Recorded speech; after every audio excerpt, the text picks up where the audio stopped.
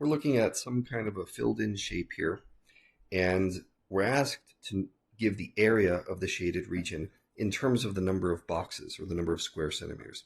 Well, there's an easy way to do this if you've got the time, which is to just count up the squares.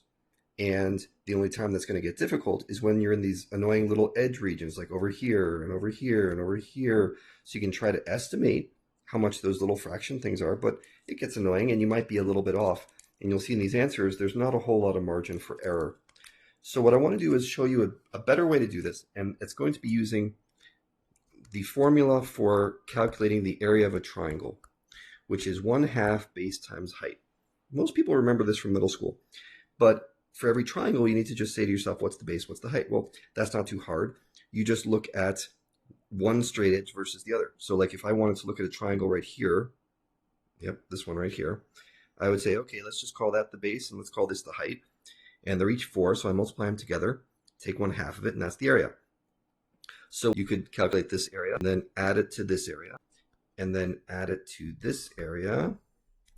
And that's a good start, but we've still got some sections left. You'd need to then add it to this section over here and then this section over here. So the only problem with this approach is it does take a little bit of time. So I want to show you how to do this slightly quicker. And it's all about speed in one of these tests. So what I'm going to do is imagine that there's a box. And watch what I'm drawing here. I'm looking at the box that sort of completes this picture and saying, do I know the area of the big box? And then can I subtract the area of these little triangles? Well, that's not too hard. 3 and 4 are those sides. 4 and 4. Oh, a lot of 4s in here. Okay, so the area of these 3 triangles that I've drawn are the following. 1/2 times 3 times 4. Okay, that's going to be 6. The next one is 1/2 times 4 times 4. Pen here, losing my pen here. That's going to be 1/2 times 4. That's going to be 1/2 times 4 times 4, which is 8.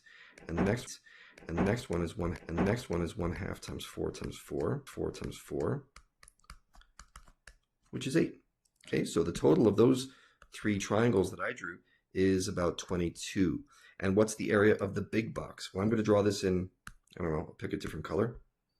1, 2, 3, 4, 5, 6, 7, 8, 9, 10, 11, 12. So that's 12 on the bottom and 8 on the side. So 12 times 8 is 72. And I'm going to say 72 minus 22 equals 12 times 8 is not 72, is it? Oh boy. 12 times 8. Yeah, that's great. Senior moment right there. Okay, 12 times 8 happens to be 96. So 96 minus 22 gives 74 as our answer. Now, does it actually matter which way you calculate the area? Not really.